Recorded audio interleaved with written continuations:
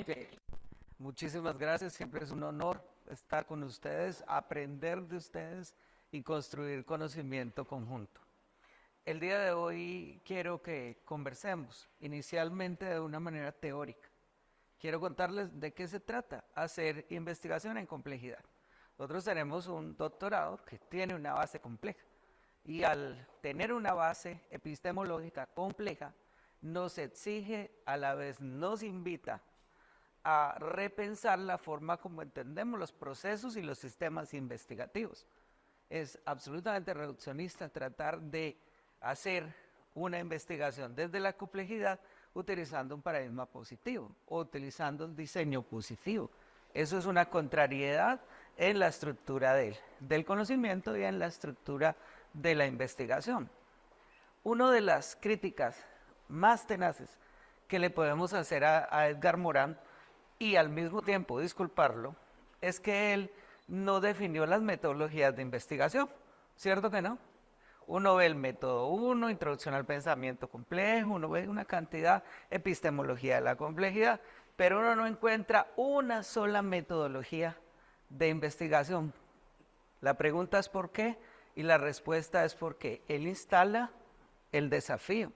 Nosotros construimos la respuesta. ¿Sí? No lo podía hacer todo, pero nos da una base, porque la misma teoría de él es una teoría relacional, es rizomática, en la que él entrelaza diferentes elementos para dar forma a un modo muy particular de construir conocimiento. La pregunta que se hace la complejidad ha sido la pregunta que se ha hecho la filosofía todo el tiempo. Sí, es decir, ¿cómo construimos conocimiento? ¿De qué forma ese conocimiento es socialmente útil? Y a partir de qué estructuras el conocimiento se edifica. Para nosotros, complejólogos, ustedes, mi persona, todo, ese conocimiento se da a través de redes de relaciones. De allí que la palabra complejo signifique complejos, ¿cierto? Es decir, tejido conjunto. Y haga alusión a los papiros, a la forma como a partir del papiro entrelazado se construía papel en el antiguo Egipto. ¿Qué es el complexus? El tejido conjunto de elementos que van entre esos elementos, a través de esos elementos y más allá de esos elementos, para que usted como investigador pueda reconocer lo emergente. Todo el tiempo estamos haciendo esto, pero no somos conscientes. ¿Qué faltaba? Y esa es la acción de mi propuesta, que es uno de los resultados de mi trabajo postdoctoral. Una metodología de investigación que, amparada en tres pilares, que son los siguientes: la complejidad moriniana, la transdisciplinariedad desde Basarat Nicolescu y el rizoma de Deleuze y Guattari, reunidos los tres, dan forma a un modo estructurado, complejo, no lineal, dialógico, que nos permite hacer investigación desde la complejidad, inexistente, hasta que lo pudimos crear a partir de estos elementos. ¿Cuál es la apuesta? Que ustedes hagan eso. Una característica importantísima del tema de los transmétodos es que nosotros estamos en los transmétodos y nos damos de cuenta. No tenemos ni idea, pero ya estamos subvirtiendo y estamos yendo más allá de la metodología lineal. Casi siempre, y me atrevo a decir que la gran mayoría, que comenzamos los estudios en complejidad, nos encontramos con una barrera que es al mismo tiempo una oportunidad. No estamos conformes con el conocimiento como lo conocemos. No estamos conformes con la estructura del saber. No estamos conformes con la idea de tener que cuadrar resultados porque el objetivo lo determina. Queremos ir siempre más allá. Cuestionamos la insularidad de las ideas, pero también cuestionamos la hegemonía radical del conocimiento. ¿Sí? Y esas hegemonías radicales del conocimiento son regularmente visibles en lo que Boaventura de Sousa Santos llama una colonización cognitiva. Una colonización que ha hecho que nosotros pensemos que no podemos pensar. Sí, que la única forma que tenemos de comprender algo es reproduciendo los mismos esquemas lineales con que dichos preceptos han sido estipulados a través del tiempo.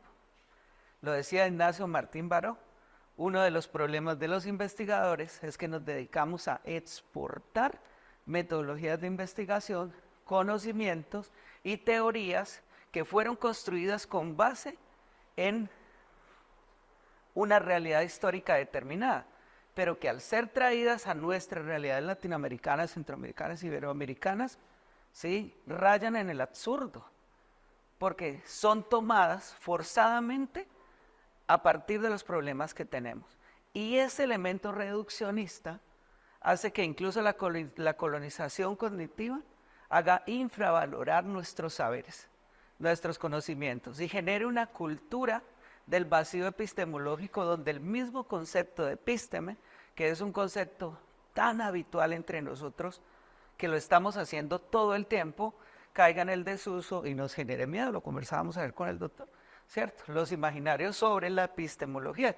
Epistemología es hermosa, lo dice Denis Nazmanovich. Todos tenemos una epistemología, pero no tenemos ni idea que estamos en ella, ¿sí? Cuando hablamos de diferentes elementos, de diferentes percepciones, desde de la doxa, que es una de las formas del conocimiento, estamos haciendo un conocimiento epistemológico en el que, según Morán, se ponen en juego algunas ideas rectoras que están presentes en el diario vivir, de biología, de genética, de política, de lo social, de lo antropológico. Todo eso forma parte de nuestro acervo y nos ha sido transmitido de una u otra manera. El problema de los métodos, ¿sí?, es específicamente, como lo diría Thomas Kuhn, los métodos y los paradigmas no pasan de ser una ciencia ordinaria. El paradigma genera una ciencia ordinaria, ¿sí? La revolución paradigmática nos genera una ciencia extraordinaria. ¿Hacia dónde queremos ir? ¿Hacia lo ordinario o hacia lo extraordinario? Por eso hay que deconstruir, como lo diría Derrida, y la deconstrucción implica dejar de pensar en los extremos equidistantes del conocimiento: bueno, malo, sacro, profano, sano, enfermo, loco, cuerdo, bonito, feo, gordito, flaquito, ¿cierto? Todos los extremos que hacen que nuestras posiciones polarizadoras nos lleven a encallar, como lo diría Edgar Morin, en los archipiélagos del conocimiento. Hay una frase de Morin que me gusta mucho decirla cuando hablo de rizomas, y es que esta frase de él es la siguiente: navegamos en océanos de certidumbre, pero encallamos en archipiélagos de certeza. Es tan chévere coger y adherirme a la piedra roseta de mi conocimiento como si fuera, ¿cierto?, como si fuera la única vertiente de la cual obtengo el saber. Y a esa condición le llamamos paradigma. ¿Y qué es un paradigma? Es un saber insularizado en torno a una disciplina. Eso es un paradigma.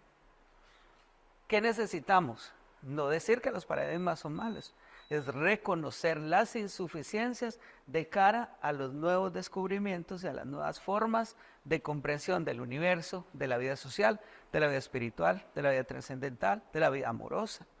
Y entender que en esas fluctuaciones se encuentra nuestra razón de ser. Ya, voy a dejar esta introducción y voy a ir acá. Entonces les hablé de 3 pilares. Cuando hablamos de métodos en complejidad, hablamos de transmétodos, ¿sí? Transmétodos. La palabra trans significa entre, a través y más allá. Entre los métodos, a través de los métodos y más allá de los métodos. Yo nunca he dicho anular los métodos, ¿sí? Si yo, como complejólogo, digo, el método positivista no sirve, es negar absolutamente toda la historia de aciertos que el método positivista, desde el cartesianismo y el empirismo, pues que lo sabemos, después de 10 siglos de oscurantismo de la Edad Media, le produjo a la humanidad.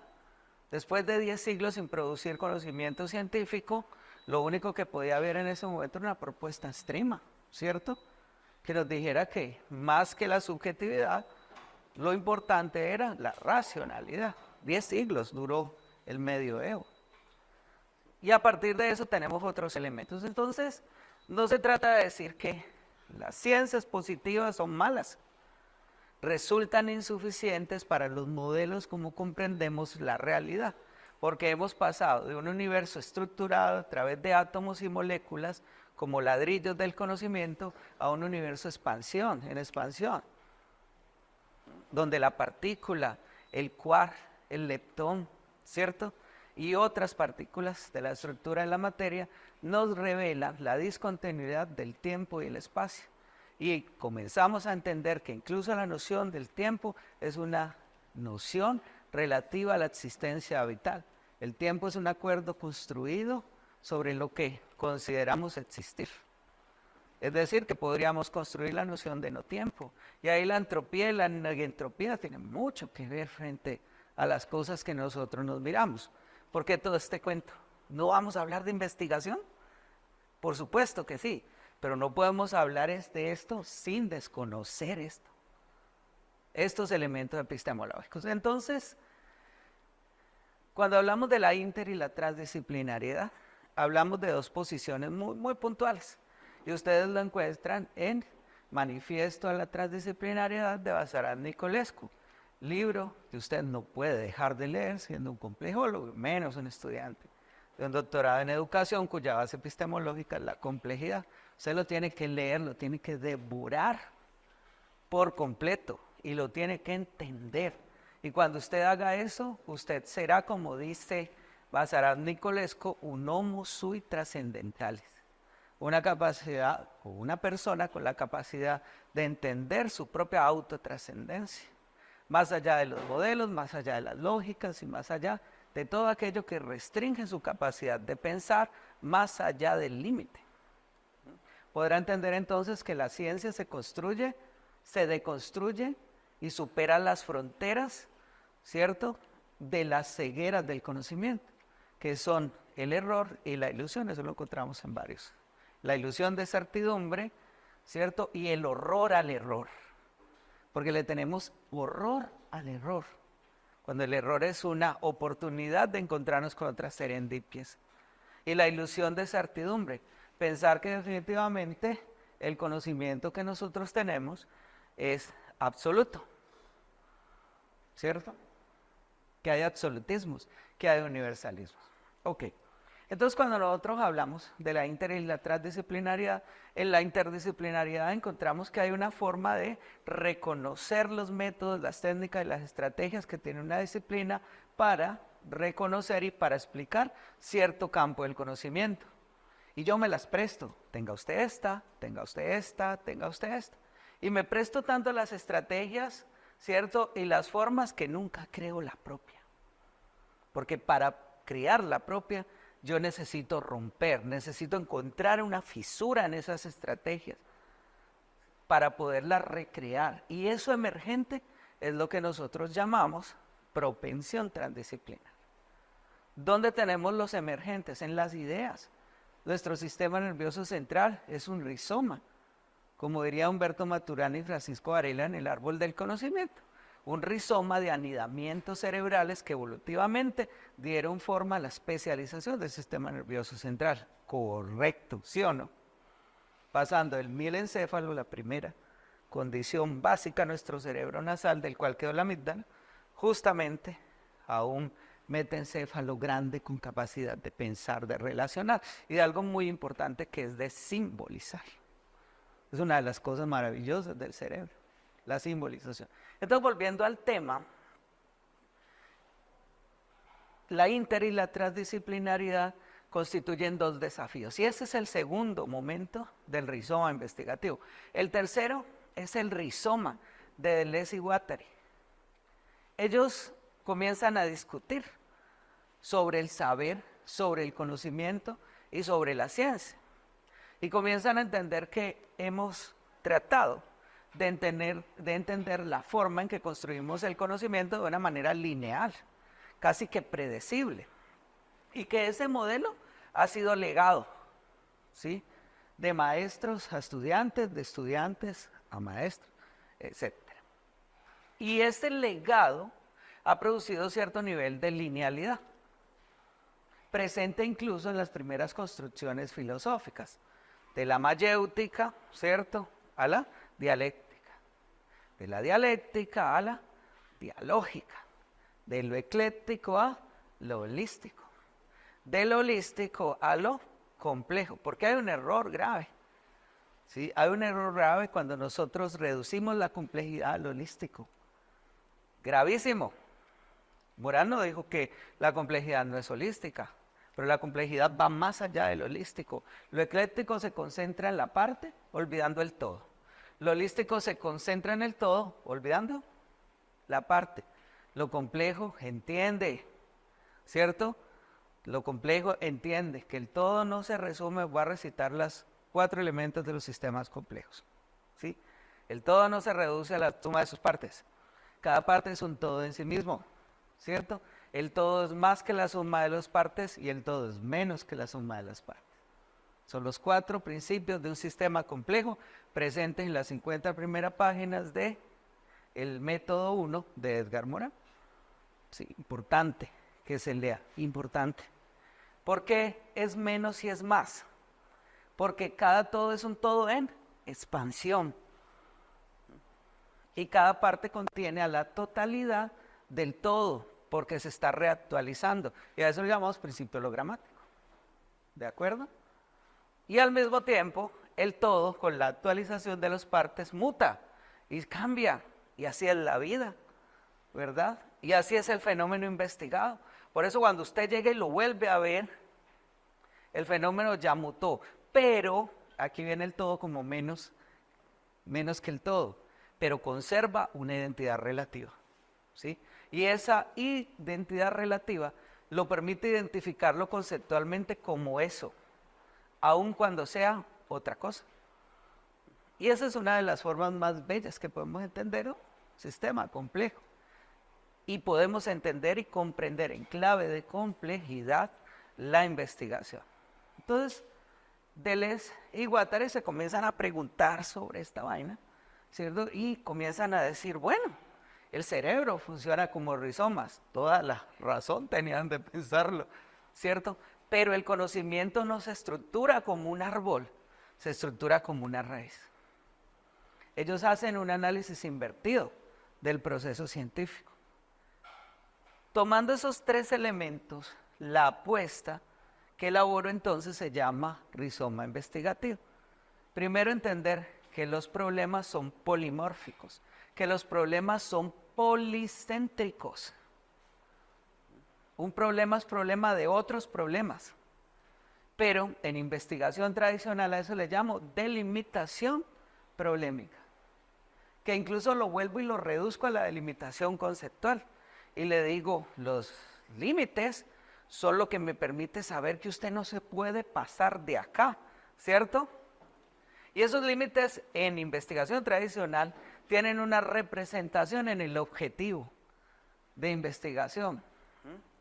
Pero ¿qué tal si mis resultados se pasaron un poquito? ¿Sí? ¿Y qué tal si en el resultado me encontré otra cosita? ¿Sí? ¿Y qué tal si el resultado me lleva a pensar que no es un resultado, sino que es un momento del acto educativo? Bajo una metodología tradicional lo tengo que restringir, ese es el miedo al error, la primera ceguera del conocimiento. Entonces lo tengo que restringir o acomodarlo forzadamente a la lógica paradigmática que sostiene el método. Si es positivista, entonces yo tendré que hablar desde una condición positivista. Y ahí comenzamos nosotros a patinar, porque no podemos ir más allá. ¿Y qué hago con esto? ¿Y qué hago lo otro? En investigación complejizante o relacional, podré ir en un bucle hacia atrás, replantear mis objetivos, ¿cierto? Replantear mi estructura, establecer nuevas relaciones y reorganizar el conocimiento. Y ese proceso de buclaje es transmetódico, porque va entre, a través y más allá de los métodos, pero nunca dijo que el método no servía. Esto tiene una representación, lo vamos a ver en el ejercicio real en la investigación, porque con esto se hace investigación. Ok, entonces volviendo con este tema de los rizomas nos van a poder permitir entender a través de niveles, ¿sí? Cómo podemos establecer cierto tipo de investigación, pero el sustento de eso le llamamos investigación transdisciplinar, complejizante, relacional, integrativo, transmetódica, la misma cosa. ¿Sí? En la actualidad, y eso me tiene muy orgulloso, nuestro doctorado le está apostando a los transmétodos. Somos quizá primer doctorado en Latinoamérica que está desarrollando una línea de transmétodos específicamente para el campo complejo.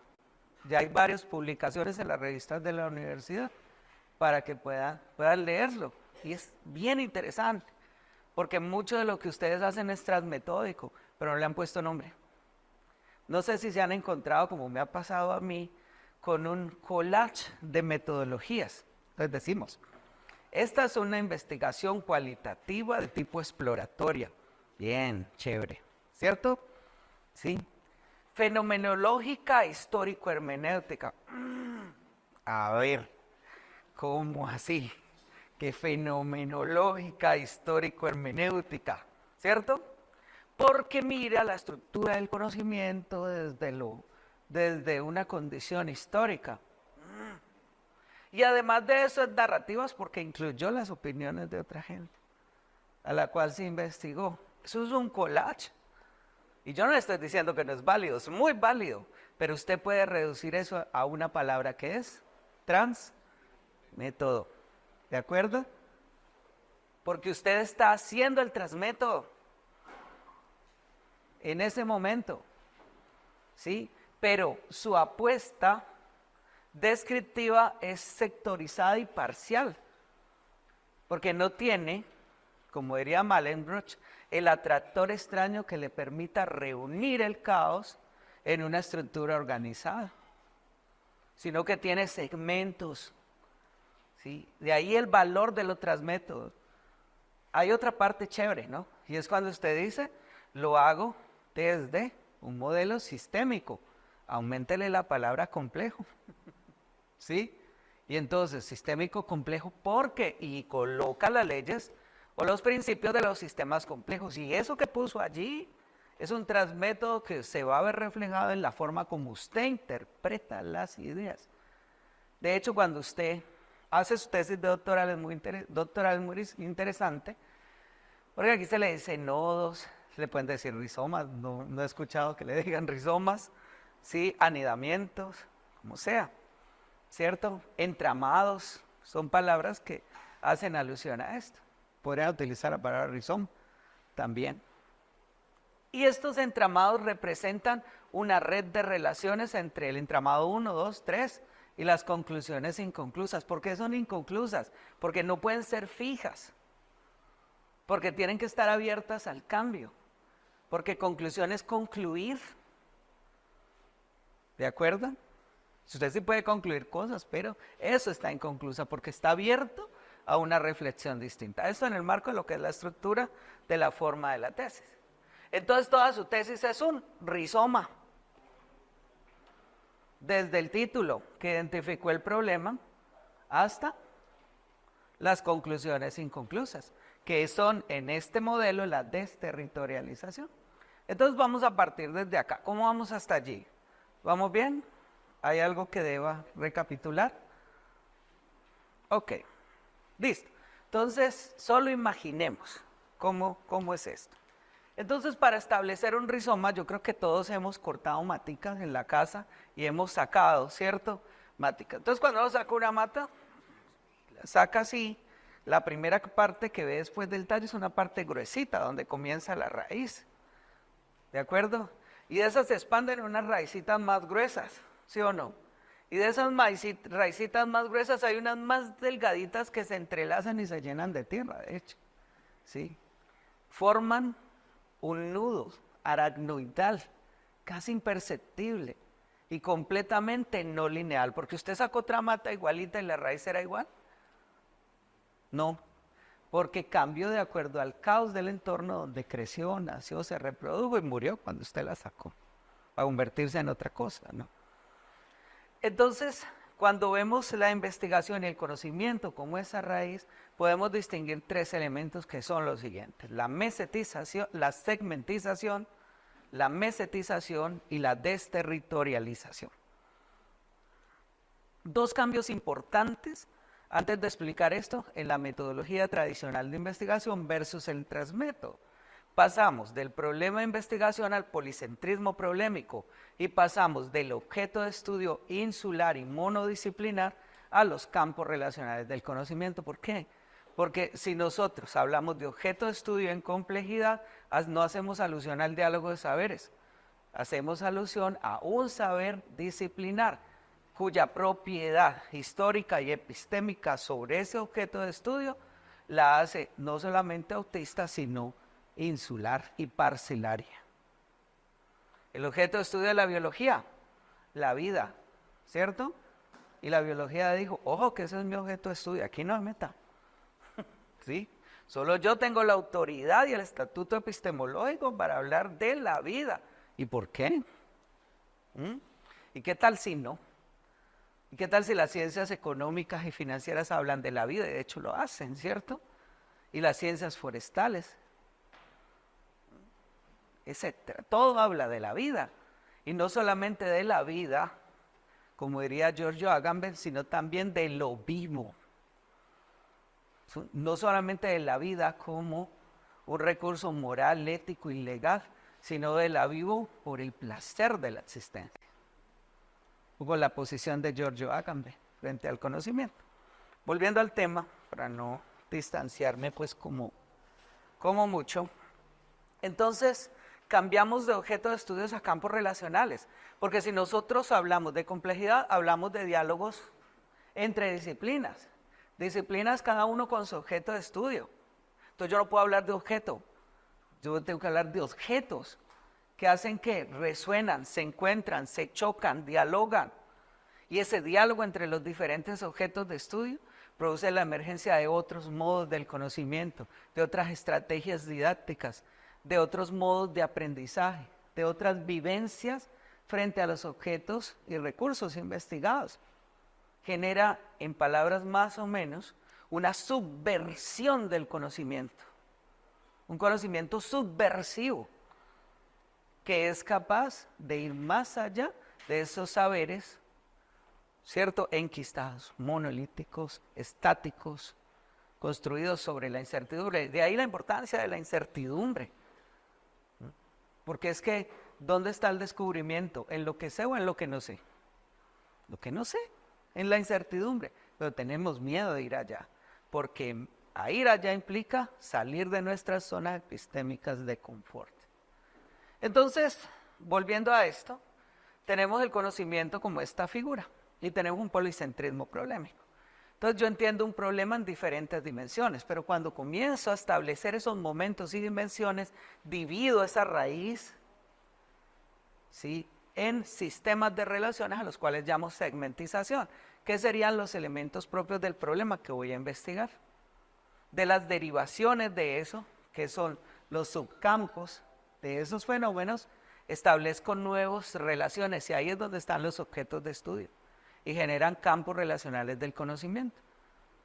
Esa es cuando la raíz se intrinca. Y aquello que se va más allá, aquello que se fuga de las relaciones, lo llamamos la desterritorialización. Esto que estoy explicando es fundamental para el taller, la desterritorialización. Y la desterritorialización son las fugas, no son sus conclusiones, son sus acercamientos explicativos a las lógicas con las que usted da cuenta del mundo.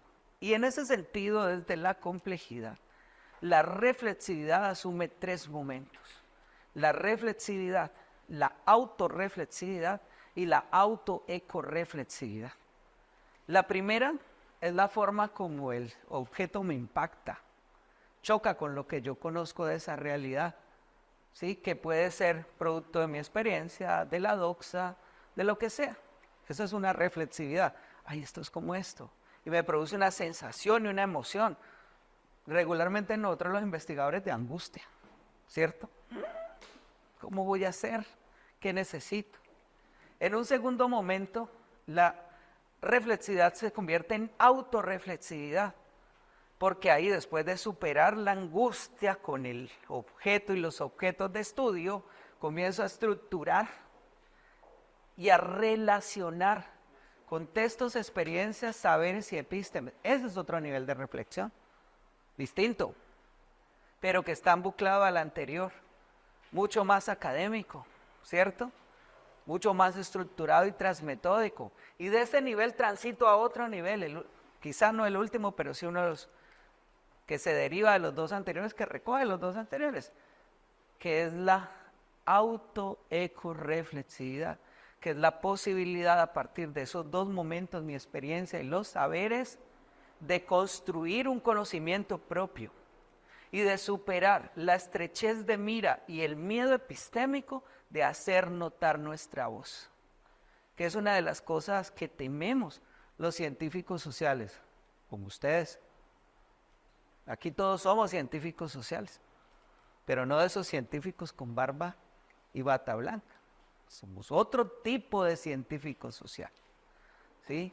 Pero operamos desde una dimensión epistemológica de la ciencia que renuncia al paradigma clásico de lo científico, ¿sí? Desde una lógica no lineal. Entonces, si nos paramos desde allí, ya nuestro convencimiento comienza a cambiar y la forma como estructuramos conocimiento comienza a cambiar. Incluso la responsabilidad y la conexión con mis objetos de estudio es distinto.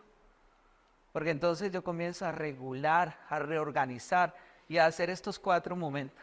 Romper, alargar, prolongar y alternar. ¿Qué es lo que tengo que romper? Mis linealidades epistemológicas y conceptuales. ¿Qué tengo que alargar? Pasar de la explicación a la comprensión. Porque la comprensión le devuelve la condición de sujeto a lo que antes era conocido como un objeto. Cuando yo comprendo, yo me acerco, me aproximo. Si un amigo te cuenta algo, ¿quiere ser analizado o comprendido? Comprendido, ¿cierto que sí? No analizado, porque para analista el psicólogo y de eso yo sé harto. Para analista los analistas financieros, uno necesita compinches, confabulación, ¿cierto? Empatía, simpatía, sintonía. Uno necesita eso. Y esos elementos entonces quitan la noción de objeto y lo convierten en sujeto. Y cuando se convierte en objeto, el sujeto es responsable de mí, yo soy responsable. Y ese diálogo, sí, que lo vemos como una de las propuestas en los 7 saberes de la educación del futuro, y ese diálogo hace que yo entienda que hay una identidad compartida, que hay una identidad terrenal, que hay una responsabilidad comprensiva con el otro. Y eso hace que la investigación, la educación y los conocimientos adquieran otros sentidos y otras formas de manifestación y otras responsabilidades. Volviendo a este punto, ¿qué prolongo? ¿Sí? Prolongo la forma en que esos saberes se contextualizan, se dinamizan y que alterno las diversas perspectivas epistemológicas y comprensivas del fenómeno de los fenómenos. Y entiendo estos 3 elementos, ¿sí? Policentrismo y campos relacionales del conocimiento. Creo que ya estoy allí. Ya estoy. Entonces, ¿qué son los transmétodos? Son las apuestas comprensivas e investigativas que me permiten desde una apuesta de complejidad transdisciplinaria del rizoma investigativo, ir entre, a través y más allá de los objetos del conocimiento, de los objetivos de aprendizaje, de las mediaciones pedagógicas, de los procesos investigativos para construir, deconstruir y reconstruir las formas como hago investigación, los modos en que concibo los objetos del conocimiento, ¿sí? Y las características de esos saberes emergentes, saberes subversivos, que tienen una responsabilidad importantísima. Primero, convertirse en saberes socialmente útil, porque cuando el saber se convierte en algo socialmente útil, tienen la posibilidad no de transformar las sociedades, de transformar a las personas. Pues es el objetivo, según Freire, de la educación. Y esas personas, entonces, son responsables de generar la reforma educativa que necesitamos. Hasta allí. Voy a parar. ¿Cómo vamos hasta allí? Ok. Aleatoriamente voy a preguntar qué se le quedó. Dígame, maestro. Alguien preguntaba a usted de los Sí. El antimétodo es una de las apuestas en la estructura del pilar de la complejidad. Hay que entender algo importantísimo del antimétodo. El antimétodo no es decir no es la negación del método.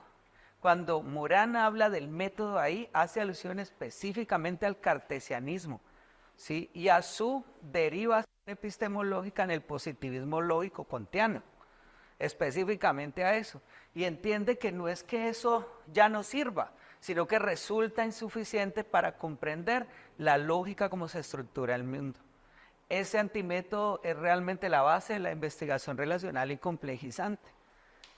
¿Qué es el antimétodo? Es la apuesta o el abrebocas que nos deja a nosotros los investigadores complejólogos para construir metodologías que vayan más allá de esos elementos lineales y tradicionales, que nos permitan explorar unos nuevos derroteros de sentido para generar otros horizontes comprensivos.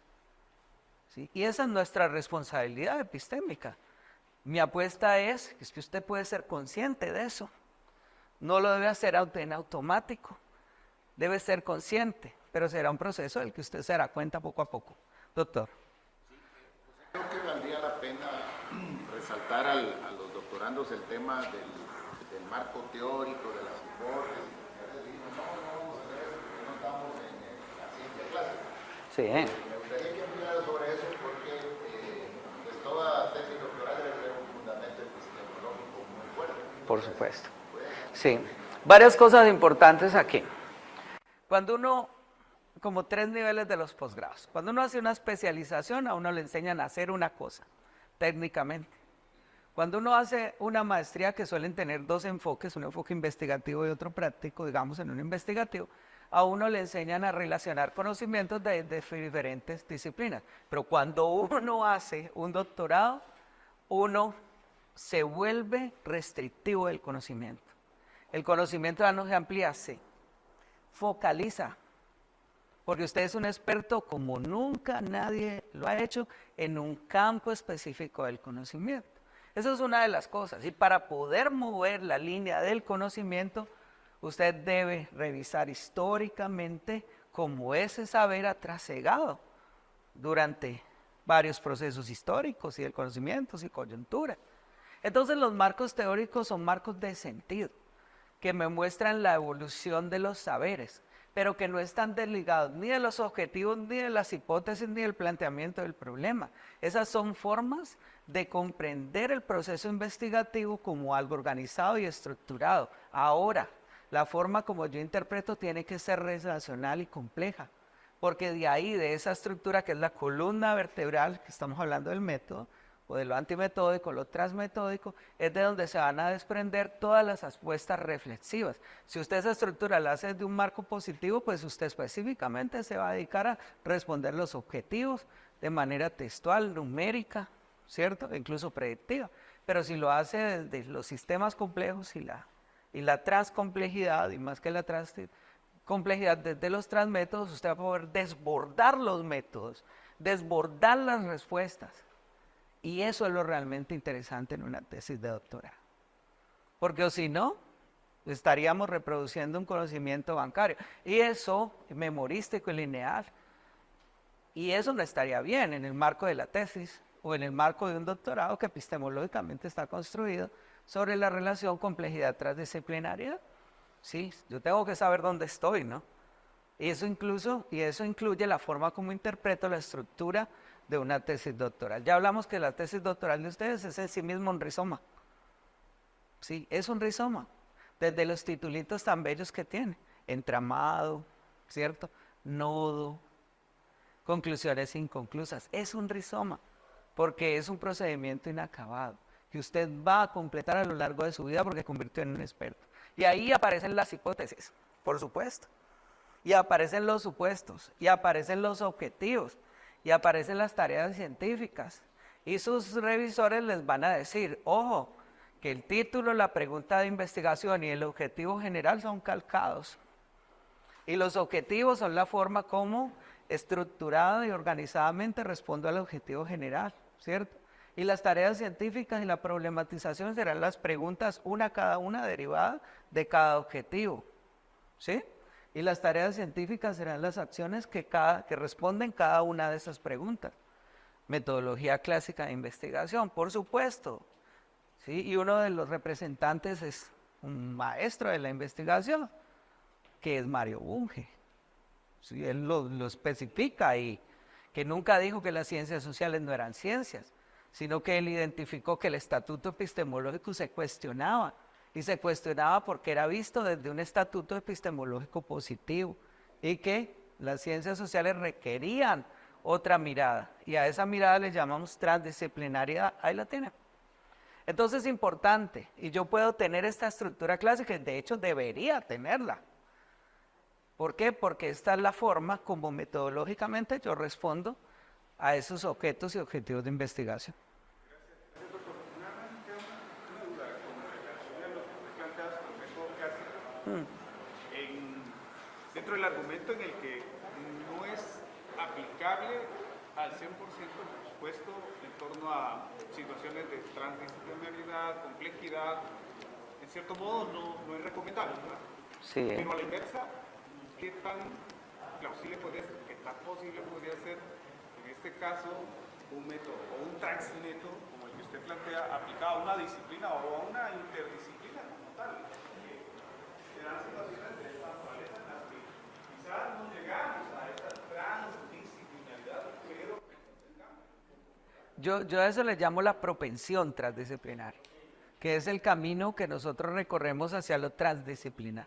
Nosotros siempre estamos en propensiones o en derivaciones transdisciplinarias, que con el paso del tiempo vamos a cristalizar en una idea, en un método, en un ejercicio, en una estructura, en una propuesta. ¿De acuerdo? Pero no es que el método positivo no pueda ser integrado. Sí puede ser integrado, pero tiene que ser superado a través del reconocimiento de sus insuficiencias explicativas. ¿Sí? Por ejemplo, digamos, ¿pudiera uno medir el sentimiento? ¿Sí? ¿Pudiera uno ponerle un porcentaje al sentimiento? ¿O generar una escala del sentimiento y del afecto? ¿Pudiera? Relativo, nos cuestiona. Pero ¿pudiera uno comprender la experiencia subjetiva y explicar la experiencia subjetiva de lo que siente o no? Ok, ¿por qué? Y es la experiencia, yo toda es una experiencia humana, es la vida, y hay ¿Qué le otorga más riqueza? La explicación y la comprensión. No obstante, yo pudiera medir los signos de los sentimientos. Pasa el muchacho, la muchacha que me gusta, entonces me sube la temperatura, me aumenta el ritmo cardíaco. Mariposas, eso es una gastritis, pero son mariposas no tiene nada. Y la apuesta compleja sería explicarlo desde esos dos momentos, integrar esos dos momentos, ahí es lo integrativo. No hay que negarlo. Yo puedo decir, cuando pasa esta persona, yo siento que las manifestaciones físicas, 40 de temperatura, 120 de ritmo cardíaco, lo que sea. ¿De acuerdo? La idea sería integrar y a partir de esa integración generar un nuevo conocimiento que los reúna dialógicamente a través de antagonismos complementarios, que es la parte principal del principio dialógico del que nos habla Morán. Principio dialógico, recuerden que son 3, ¿no? En el método 1 y se amplían a 7 en Introducción al Pensamiento Complejo, importante. Entonces, si usted habla de los principios de la complejidad y nombra 3, estamos hablando de la complejidad ortodoxa, ¿cierto? Y si nombra los 7, estamos hablando de otro tipo de complejidad mucho más amplia. ¿Por qué sucede esto? Porque cuando se plantea la introducción al pensamiento complejo, ya los descubrimientos científicos son otros. Ya ahí la Prigogine ya se había ganado el premio Nobel por las estructuras disipativas y la perspectiva histórica de la complejidad en Morán cambia. Dato curioso histórico de la producción del conocimiento. ¿Qué más? Me parece que es eso. El reto, y realmente el reto de nosotros los complejólogos es encontrar esos, me encanta la palabra religares, ¿sí? Que proviene de religión, ¿no? Significa volver a unir lo que se creía disociado. Generar esos religares del conocimiento que nos van a poder permitir encontrar a través de lo que Basarat Nicolescu llama el tercero incluido una forma de reunir lo que antagónicamente es en realidad complementario. Ese es nuestro reto. Si dos cosas completamente diferentes tienen que tener algo que las reúna. Malebranche a eso le llamó el atractor extraño, pero esa es otra conversación. ¿Quién levantó la mano?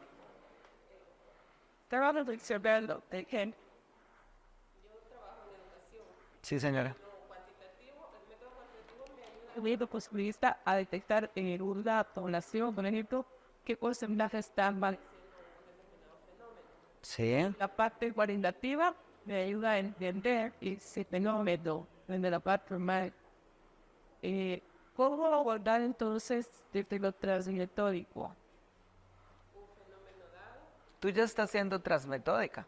¿Sí? Una de las manifestaciones de lo transmetódico es el modelo mixto, pero el modelo mixto no lo puedo reducir y subvertir al modelo positivo y cualitativo. Tiene que ir más allá. Por ejemplo, en tu caso, tú dices, tengo unos datos cuantitativos que me dicen que el 50% está triste. Yo diría, en el marco de la psicología positiva, me preguntaría, de Denis Yahoda, me preguntaría, ¿qué le pasa al otro 50 que no se entristece? ¿De acuerdo? O sea, voltearía las cosas. No me centraría específicamente, no me gusta el concepto de factor porque factor es numérico. Sí, el concepto de factores de riesgo y factores de protección, de hecho, está caído en desuso. Discutimos mucho sobre el tema. Sugiero no utilizar el concepto de factor. Sí, elementos de riesgo, condiciones de riesgo, situaciones de riesgo, complejidades del riesgo, lo que quieran con riesgo, pero no factor. Entonces, volviendo al tema, sí, tú ya estás en el transmétodo, porque estás rizomatizando tu experiencia, no resultados cualitativos y cuantitativos, tu experiencia, tu interpretación en tres momentos: reflexividad, autorreflexividad y autoecorreflexividad. Y la vivencia que tú interpretas de cómo los niños o los otros, ¿cierto? Viven esas situaciones de amenaza, de riesgo. ¿Te das cuenta de todos los elementos que hay allí? Tal vez no te dabas cuenta. El error interpretativo aquí y analítico sería reducir tu reflexión a lo cuantitativo o a lo cualitativo. Es aquello que reúnes de los dos lo que es la propensión transdisciplinar. Dar a la oración en grupos. ¿Sí? Luego puedes rizomar, ¿no? Y entonces decir que esa totalidad tiene unos elementos y vas a la segmentización.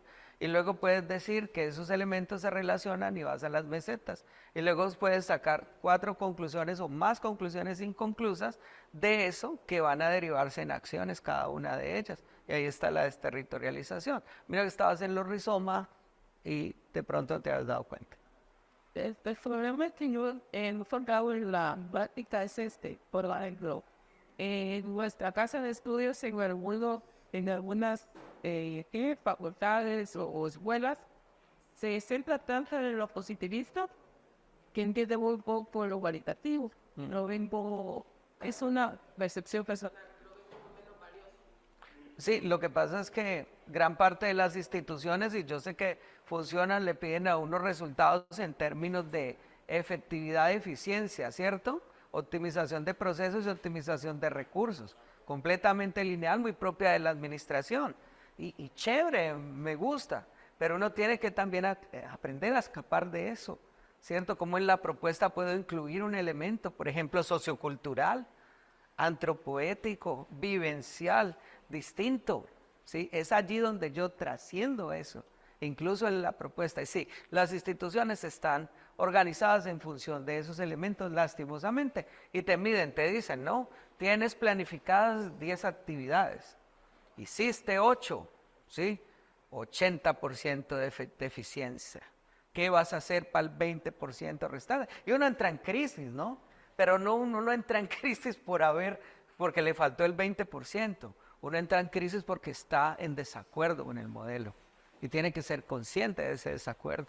Luego hacerse responsable, ¿sí? Y generar unas acciones distintas. Bueno, ahí vamos a parar. Si yo te preguntara a ti, ¿qué te queda? ¿Qué nos compartirías de lo que llevamos hasta acá?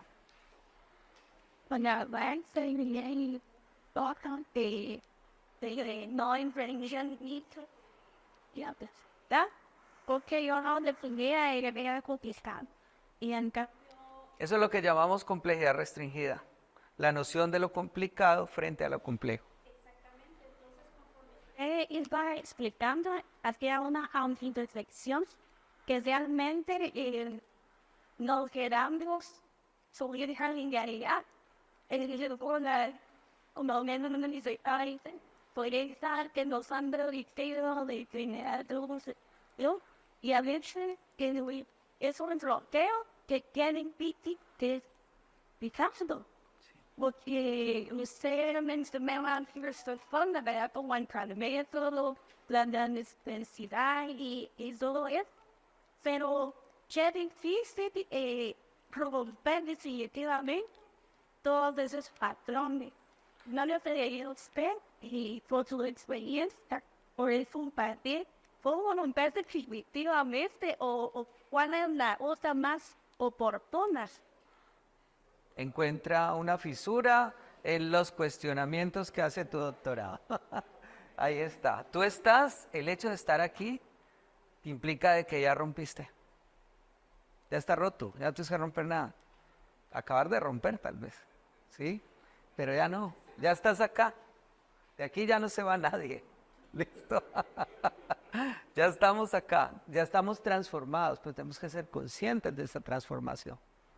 Y doctor, dice que cuando yo escuchaba acá, donde Harry volvió a una rápida bien a aprender, ni te atreven al borde, que lo pueden tener unido, sin estar.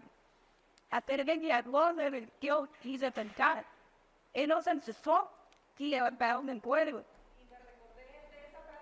Qué bello.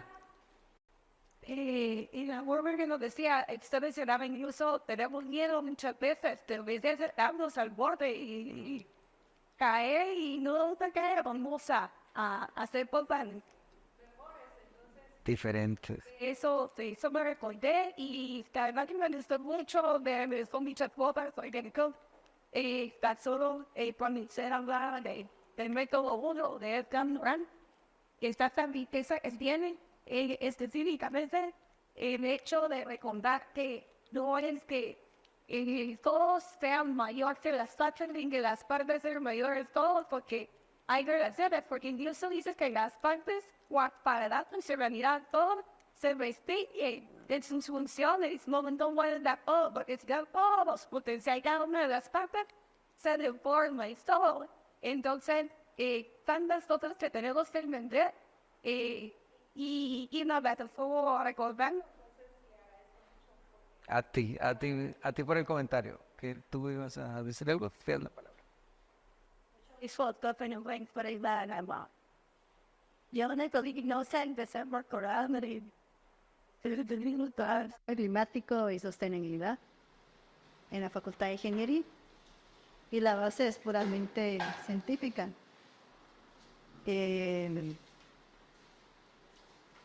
Yo empecé a estudiar el tema quise investigar sobre el tema de los plásticos en el río Motagua, pero en ese tiempo me indicaron que no podía hacer esa investigación porque no se deslumbraba un problema como tal, fíjese, en Mendoza, y que mi investigación tenía que tener algo estadístico y matemático, sí, y que no podía hablar de una solución social, sino que tenía que ser o la creación de un índice matemático o puramente un método estadístico. Así de cerrado era el tema de ese doctorado. Entonces, conforme los años fueron pasando, se va agudizando el tema de las islas de plástico y todo esto, microplásticos. Y entonces después de varios años me dicen, mire, ahora sí ya puede hablar sobre el problema de los plásticos en el río Motagua. Pero ya habían pasado muchos estudios y ya no era un tema tan inédito en ese tiempo, ¿verdad? Que es una de las cosas que le piden a uno, que el tema sea inédito también.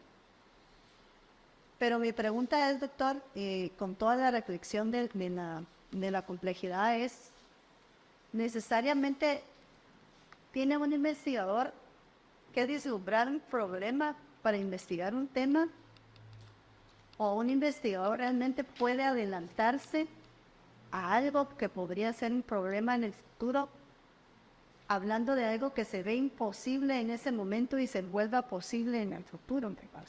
Sí, claro.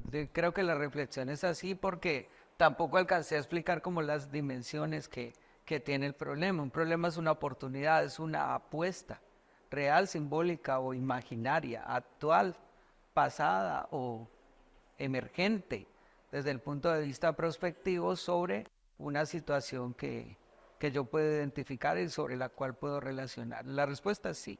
El problema de investigación, lo que pasa es que regularmente también hay un sesgo en relación a los problemas. El problema es una barrera, es un impedimento, el problema es crítico, no. El problema es una oportunidad de reformar el saber. Y esa es una de las propuestas, una apuesta de Edgar Morin. Él no habla de problemas, pero él sí habla de policentrismos en la estructura del conocimiento. ¿Sí? Cuando uno tiene un saber, el saber tiene demasiados centros. Y esos centros son conceptuales, son semánticos, son epistemológicos, son lingüísticos, son culturales. Para llegar al saber de algo, se tuvo que transitar por esos diferentes momentos. Entonces, un saber no es solamente un saber, es una dimensión histórica, transcultural, antropoética, inter y transsemántica de esos conocimientos. Y a nosotros nos llega como un concepto. De allí que en la complejidad, más que oponernos a la conceptualización, cuestionamos la conceptualización, pero entendemos que hay una identidad relativa en el contexto. Y antes de hablar de conceptos, preferimos acoger la noción de constructo. Sí, porque es que los constructos se modifican dependiendo de los momentos y de los hitos históricos donde el conocimiento se instala. Entonces, cuando eso sucede, los saberes se remodifican. Ejemplo, tómese como caso el concepto de motivación. ¿Sí? Ahora puede ser explicado y comprendido de diversas disciplinas que dialoguen, pero llegó un momento en el que filosóficamente significaba algo muy específico, psicológicamente eso, ¿sí? Y ha ido coevolucionando, no evolucionando, sino coevolucionando en función de que las disciplinas dialoguen. Entonces, eso da forma al problema de investigación, pero el problema de investigación desde la complejidad cambia, porque se vuelve policéntrico, y dentro de esos policentrismos está la posibilidad de emergencia, como tú lo hiciste adecuadamente en su momento, de un tema que no se ha tratado y que no se ha investigado. Por ejemplo, en investigación, cuando los problemas de investigación son analíticos, se dan sobre, en investigación clásica positiva medible, cuando los problemas de investigación son analíticos, se dan sobre la base de estudios previos y de instrumentos de medición. ¿Por qué? El instrumento de medición mide las variables, ¿cierto?, que caracterizan el problema o el objeto investigado. Pero cuando se trata de una realidad nueva, ¿qué instrumento tengo? Ninguno. Entonces la investigación no puede ser analítica, tiene que ser exploratoria, ¿sí? Entonces, sobre esos dos momentos construyo dos grandes modelos teóricos en investigación: el modelo positivo, que es analítico, y el modelo constructivista, que es exploratorio, que da forma a la investigación cualitativa. Y del religaré y de la insuficiencia de ambos surge la complejidad, el antimétodo y ahora los transmétodos, como una propuesta emergente, distinta y apasionante. Sí, apasionante, porque lo podemos hacer y todo el tiempo estamos en eso.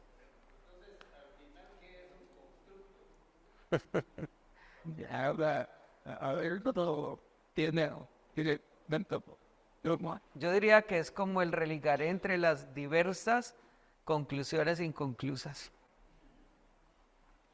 Sí. Más indeterminado que eso no hay. Bueno, antes de seguir, importante para el taller. Como estamos hablando de transmétodos, investigación relacional, el problema de investigación es distinto. El problema de investigación tiene varias partes. Primero, ¿cuál es el problema? Segundo, ¿cómo se presenta? Tercero, ¿cómo se define? Cuarto, ¿cuáles son sus causas? Quinto, ¿cuáles son sus consecuencias? Y sexto, cuál es el control del pronóstico o lo que pasaría si no se hace nada del problema. Si quiero desarrollar un problema de investigación que a menudo en un artículo científico hace las veces de introducción, porque una introducción de un artículo científico es un planteamiento del problema con esta estructura no insular, sino relacionada. Si lo quiero hacer bien, debo hacerlo aquí. Ustedes tienen ahí un ejercicio. Van a, por favor, a subrayar e identificar cada parte en cada uno de los párrafos. Hasta aquí me dicen cuál es el problema, es decir, la naturaleza del problema. ¿Sí? Hasta aquí lo definen, hasta aquí lo caracterizan. Hasta aquí explican sus causas, sus consecuencias y el control de pronóstico. Es un ejercicio sencillo, esa es la primera. Para eso van a tener que leer el problema de investigación que les pasé. Ya lo tienen, ¿verdad? Pueden hacerse en parejas para leerlo. Luego de eso van a construir el rizoma. Lo primero en el rizoma es identificar el policentrismo problemático, que es el tema central de la investigación. Ahí tenemos el árbol. Vamos acá. Policentrismo problemático. Van a necesitar hojitas, creo. Esto, el problema central, la oportunidad, policentrismo problemático. Van a identificar en ese discurso los elementos que dan forma a ese problema y que están expuestos a través del documento. ¿Listo? ¿Qué elementos? Pueden ser una palabra, pero no una frase, por favor. 1, 2, 3 palabras máximo. ¿Sí? ¿Qué son las derivaciones? Esto es un esquema que van a ir elaborando. Luego, las relaciones entre esos elementos, que son palabras por acá, por ejemplo, ¿cierto? VIH. ¿Qué lo caracteriza? El contagio, ¿cierto? La poca educación sexual, etcétera. ¿Qué elementos tiene el contagio? La prevención, el riesgo, y establece el sistema de relaciones entre ellos. ¿Listo? ¿Ok? Lo determino acá. Luego de eso, al final, extiendo las raíces y coloco la desterritorialización, o sea, leyendo ese planteamiento del problema, ¿qué es lo que permanece? ¿Qué es lo que se necesita? ¿Qué es lo que puedo reflexionar sobre ese problema de investigación que ustedes tienen allí? Esto es un taller, hay que aprender a hacerlo. Desterritorialización. Y las definiciones de estos elementos los tienen en el documento. ¿Usted no lo tiene? ¿Quién no tiene el documento? Pues, segmentización, mesetización, desterritorialización. Con los compañeros. El rizoma te va a permitir partir desde donde tú quieras para construir conocimiento. Desde cualquier categoría lo podrás relacionar para construir un saber. Y cada vez que arranques desde un lugar nuevo, generarás un conocimiento completamente distinto. Lo que permite el rizoma al investigador es generarle la idea de que puede escuchar su voz, de que puede construir conocimiento a partir de los nudos de relaciones, que acá yo hice uno muy sencillo, ahí tenemos uno un poquito más complejo. Ese habla del conflicto armado colombiano. ¿Quieren que les deje este video, por si acaso? Yo se lo paso a ellos. Es un poco más, ¿por qué? Porque tiene muchas más dimensiones, tiene más categorías, tiene más elementos. Esto no es un mapa conceptual. Ya colocamos nuestra precisión sobre los conceptos, ¿no? Sí, reducidos a la definición. No, nosotros no tenemos con mapas conceptuales aquí. Tenemos constructos que se van realimentando. Por eso el rizoma es una posibilidad de comprender esa realidad desde diferentes perspectivas. Sin la desterritorialización, a usted le sale cómo construir propuestas de intervención o intervenciones insuficientes o intervenciones socioculturales. Esa será la derivación y la desterritorialización. Y usted en el rizoma puede comenzar a leer, a interpretar de abajo hacia arriba, de arriba hacia abajo, de izquierda a derecha, desde donde usted quiera. Las redes de relaciones las establece usted, pero le aseguro que cada vez que empieza a leer de aquí para allá, usted lo que va a encontrar son nuevos conocimientos. ¿sí? Nuevos conocimientos y nuevos saberes. Es bien, bien interesante. Qué lástima que el tiempo realmente se nos acabó. Pues les voy a dejar este que pues no dice mucho, pero ahí está para que lo puedan leer y cada uno de ustedes van a realizar su propio rizoma. Y a mí me pareció muy interesante porque ya no estamos hablando solo de un objeto de estudio, sino de un campo real. Eso, campo relacional. Bueno, muchachos, ahí está, trabajemos nuestros rizomas. Creo que el reto está en sintetizar en una palabra las ideas. ¿También? ¿O dos? ¿O más? Platicamos aquí con el compañero que nosotros deberíamos en el rizoma. Sí, y por favor me invita. Sí, en este momento esta investigación rizomática o esta metodología solamente se está utilizando en posgrados, maestrías y doctorados, varios maestrías y doctorados en Sudamérica, pero ¿por qué no llevarla a las aulas? ¿Por qué no llevarlas al pregrado? ¿Cierto? Convertirla en una didáctica, elaborar no un árbol, la raíz.